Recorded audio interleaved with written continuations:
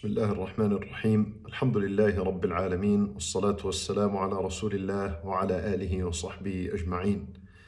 My brothers and sisters in Islam, النبي صلى الله عليه وسلم said, إن تصدق الله يصدقك. Meaning, if you are honest and true with Allah Azza wa Jal, Allah Azza wa Jal will be true with you. So we learn from the hadith, the way that we deal with Allah Azza wa Jal is the way He will deal with us. And these words of the Prophet Sallallahu Alaihi Wasallam have a story to them. And the story is that one time there was an Arabian man, a Bedouin. He came to the Prophet Sallallahu Alaihi Wasallam and he embraced Islam. And he got busy with his own life when Nabi Sallallahu Alaihi Wasallam went out for a battle, for a war. After this battle, Nabi Sallallahu Alaihi Wasallam was victorious and he took al-ghanaim, the booty of war, what remains of the disbelievers' possession after they run away from the battlefield.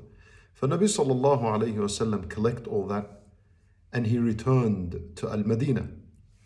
And you know, since the Nabi Sallallahu Alaihi Wasallam is the Prophet and the leader of the Muslims, he gets to distribute this ghanima the way he wants.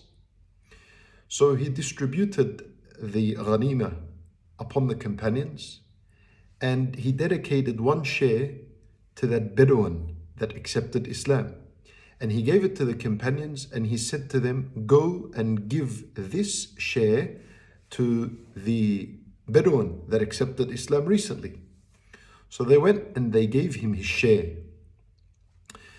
As it came to him and he saw it, he asked the companions, what is this? They said to him, this is what Rasulullah sallallahu alayhi wasallam divided for you from the ghanaim, the booty of war. So he carried this ghanima, this share, and he went to the Prophet sallallahu alayhi wasallam. And he said to him, Ya Rasulullah, ma hadha? What is this, O Messenger of Allah? And Nabi sallallahu alayhi wasallam says, this is your share of al-ghanima. So he said, ما على هذا اتبعتك. This Bedouin, he said to Rasulullah sallallahu alayhi wasallam, I did not become one of your followers and I did not embrace Islam for this. I don't want anything materialistic and worldly matters.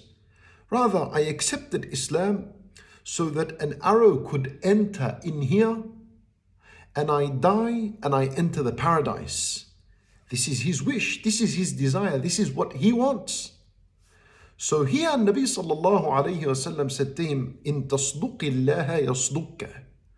If you are honest and you're true in your words, you're true to Allah and you're honest with Allah, Allah is going to be true with you and He'll give you what you want. So a time goes by and there was a war, there was a battle, jihad fi sabilillah. And this companion, this Arab man, this Bedouin, ends up going to the war. And he gets killed. And they carry his body and they come to Rasulullah sallallahu alayhi wasallam. When Nabi sallallahu alayhi wasallam sees him, and he says to the companions, Ahu? Is this the man that, you know, his story before, and he said he didn't want the ghanima and he wants to die fi sabilillah. Is that him? They said, yes. And Nabi sallallahu alayhi wasallam said, Allahu Akbar. The way Nabi sallallahu alayhi wasallam saw him was exactly the same way this man desired. Nabi sallallahu alayhi wasallam saw a spear had entered the throat of this Bedouin man, this companion, radiyallahu anhu. Then Nabi sallallahu alayhi wasallam said, صدق الله فصدقه الله. That he was honest with Allah Azza wa Jal, so Allah Azza wa Jal was true with him and he gave him the death that he wanted, and bi'idhnillah he gives him the paradise that he wished and he desired for. Allahu Akbar. And so my brothers and sisters in Islam, what we learn is that we need to be honest with Allah Azza wa Jal in everything we do and everything we say. And let me give you some practical ways on how to achieve this.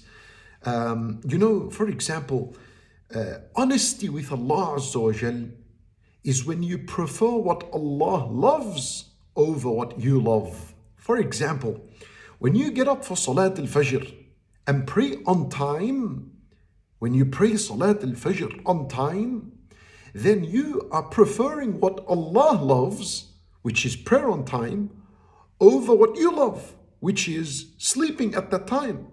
So if you get up and you pray Salat al-Fajr, you are being honest with Allah subhanahu wa ta'ala that you really want the pleasure of Allah and you really want the paradise that Allah Azza wa Jal has prepared for the believers. This is how we be honest with Allah Azza wa Jal. You know, when you fast,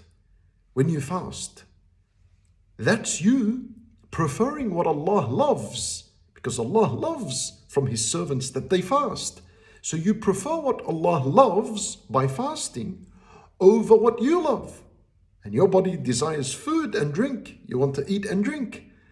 But you suppress yourself, you hold yourself back, and you fast hours on end until Salat al-Maghrib because you love Allah Azza wa Jal and you prefer what Allah loves over what you love. Now you are being honest with Allah subhanahu wa ta'ala. When you open the Quran and you read and you're struggling and you're getting tired, but you remain patient and you struggle and you battle yourself and you continue reading Al-Quran.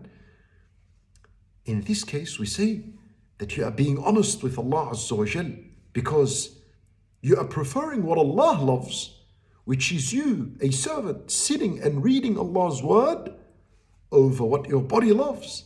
And that is to just close this Quran and move it away and play with your phone instead, or sleep and rest. Allahu Akbar. So you preferred what Allah loves, sat down and read the Quran and struggled and put all your effort and remained patient. You preferred that over what your body loved, and that is to just give up on this Quran altogether and follow this principle with all the other worships that we have. You know, your wealth. When you give your wealth to the poor, you feed the poor, you feed the needy, you look after the orphan with your wealth.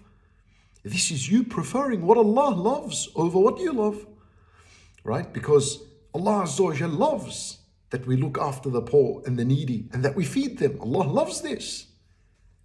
And you love to have this money for yourself and to spend it upon yourself and to feed yourself and to clothe yourself and to find the luxuries for yourself.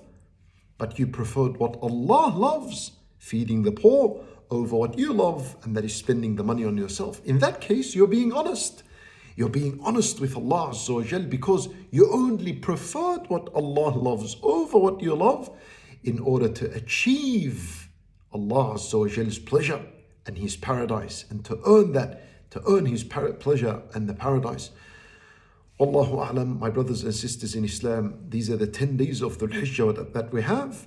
Be serious with these days. Increase your hasanat, increase your good deeds. Any good deed you know of, do struggle and push yourself to the limit, and do this in the intention of you being honest with Allah subhanahu wa ta'ala, that you know that the best and most beloved deeds to Allah are the deeds that are done in the 10 days of Dhul Hijjah. So be honest. Do you want the reward of Allah? Do you want this huge reward? Do you really want Allah's pleasure and Allah's love? Here it is. It's found in these 10 days. The worship in these 10 days are the most beloved to Allah as opposed to all the other days. So be honest with Allah Azza wa Jal and worship Him the way He deserves to be worshipped. We ask Allah subhanahu wa ta'ala to forgive our sins, and we ask Allah Azza wa Jal to accept our good deeds. إنه ولي ذلك والقادر عليه. وصلى الله وسلم وبارك على نبينا محمد وعلى آله وصحبه أجمعين.